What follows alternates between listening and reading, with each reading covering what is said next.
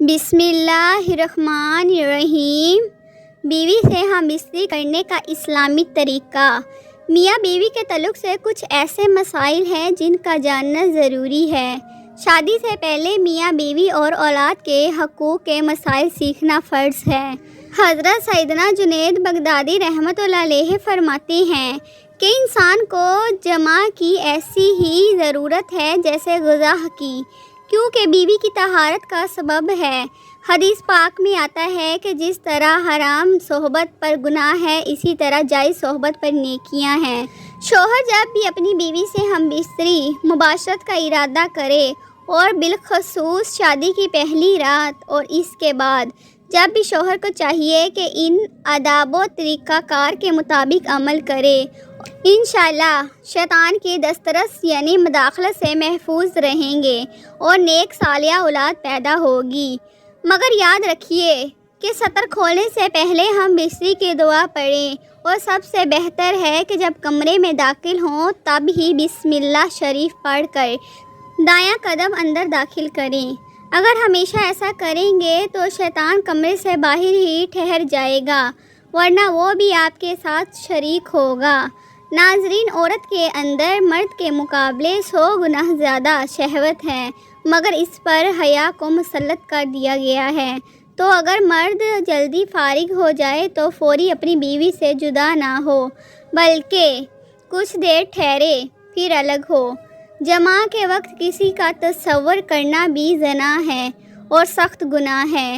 جماع کے لیے کوئی وقت مقرر نہیں، ہاں بس اتنا خیال رہے کہ نماز فوت نہ ہونے پائے، کیونکہ بیوی سے نماز، روزہ، اعتکاف، حیض و نفاس اور نماز کے ایسے وقت میں صحبت کرنا کہ نماز کا وقت نکل جائے حرام ہے۔ مرد اور عورت کو ایک دوسرے کا سطر شرمگاہ دیکھنا، چھونا جائز ہے، مگر یہی حکم ہے کہ مقامی مخصوص شرمگاہ کی طرف نہ دیکھا جائے کہ اسے نسیان یعنی بھول پن، حافظہ کمزور ہونے کا مرض ہوتا ہے اور نگاہ بھی کمزور ہو جاتی ہے۔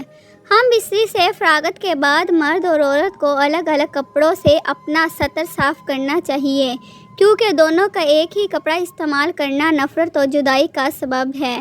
ہم بستری سے احتلام انزال یعنی منی خارج ہونے کے بعد دوسری مرتبہ صحبت کرنا چاہتا ہے، تب بھی سطر شرمگاہیں لازمی دھو لیں کچھ وقفہ دے کر، اور بہتر یہ ہے کہ وضو کر لیں، ورنہ ہونے والے بچے کو بیماری کا خطرہ ہے۔ جماع مباشرت ہم بستری کے کچھ دیر بعد، مثلاً کم از کم آدھا گھنٹہ بعد غسل کر لیں، اس میں صحت اور تندرستی بھی ہے، اور مرتے وقت حضرت جبرائیل علیہ السلام کی زیارت بھی ہوگی۔ جماع کے فوری بعد پانی پینا صحت کے لیے مفید نہیں، لہذا کچھ وقفے کے بعد پانی پی سکتے ہیں۔ دین اسلام انسانی زندگی کے تمام تقاضے بحسن اور خوبی پورا کرتا ہے، بلکہ زندگی کے تمام امور کے لیے پاکیزہ اصول اور فطری نظام پیش کرتا ہے۔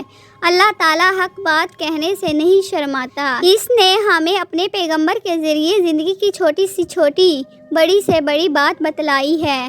نکاح اور بیوی سے جماع شرمگاہ کی حفاظت کے ساتھ افزائش نسل کا سبب ہے، پھر اللہ اتنی بڑی بات کیسے نہیں بتلاتا؟ یہ بھی ہمیں بتلا دیا، پیدائش کے بعد جب کوئی جوانی کی دہلیز پر قدم رکھتا ہے تو اسے فطری سکون حاصل کرنے کے لیے شریک حیات کی ضرورت پیش آتی ہے۔ اسلام میں شریک حیات بنانے کے لیے نکاح کا پاکیزہ نظام پیش کیا ہے۔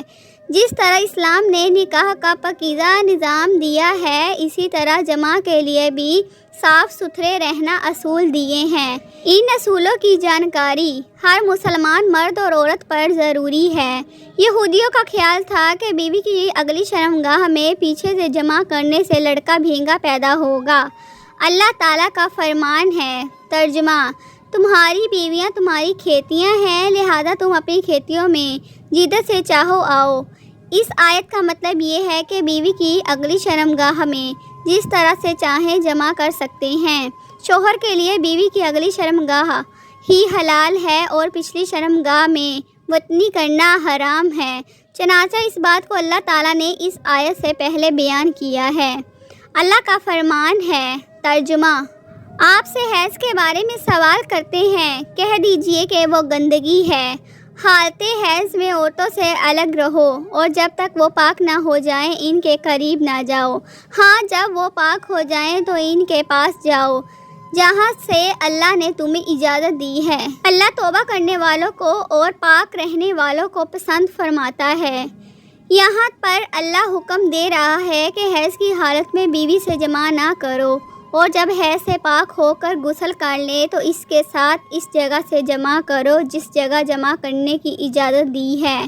حیض اگلی شرمگاہ سے آتا ہے، حیض کا خون آنے تک جماع ممنوع ہے، اور جب حیض بند ہو جائے تو اس جگہ پر جماع کرنا جہاں سے خون آ رہا تھا۔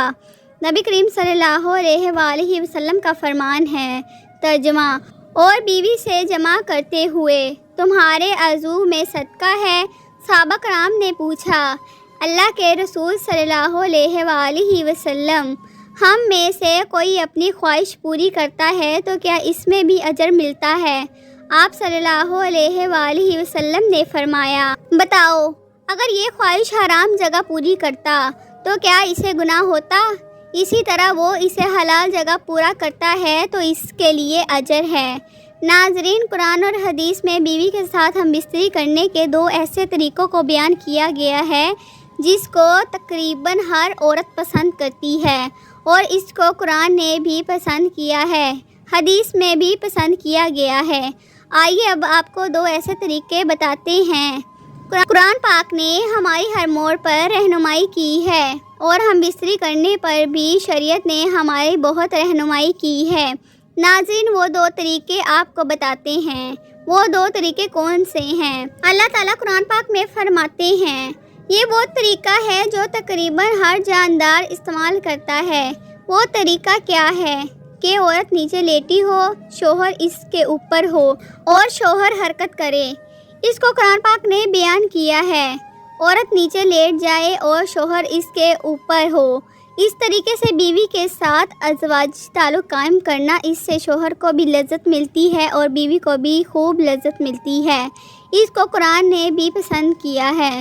ناظرین، دوسرا طریقہ جس کو حدیث نے پسند کیا ہے، حدیث مبارک میں ارشاد ہے، ترجمہ: بیوی جب نیچے لیٹ جائے تو اس کی دونوں ٹانگوں کو اپنے کندھے پر رکھ لیا جائے، یعنی اس کے سارین کے درمیان بیٹھ کر حرکت کریں، تو اس کو حدیث نے بیان کیا۔ پہلا طریقہ تھا کہ اوپر لیٹ جانا ہے، اب دوسرا طریقہ ہے حدیث میں، وہ بھی یہی ہے، لیکن اس میں فرق یہ ہے کہ دونوں ٹانگوں کو اٹھا لیا جائے اور حرکت کی جائے۔ یہ طریقہ ایسا ہے کہ جن عورتوں کو حمل نہیں ٹھہرتا تو بہت جلدی اس طریقے سے حمل ٹھہر جاتا ہے۔ تو ناظرین، یہ وہ دو طریقے ہیں جسے قرآن اور حدیث میں بہت پسند کیا گیا ہے۔ اللہ تعالیٰ سے دعا ہے کہ اللہ تعالیٰ ہمیں دین کی سمجھ نصیب فرمائے اور ہمیں نیکاروں میں شامل کرے، آمین۔ ناظرین، آپ سب سے گزارش ہے کہ کامنٹ باکس میں اللہ تعالیٰ کے 99 ناموں میں سے ایک نام ضرور ٹائپ کریں۔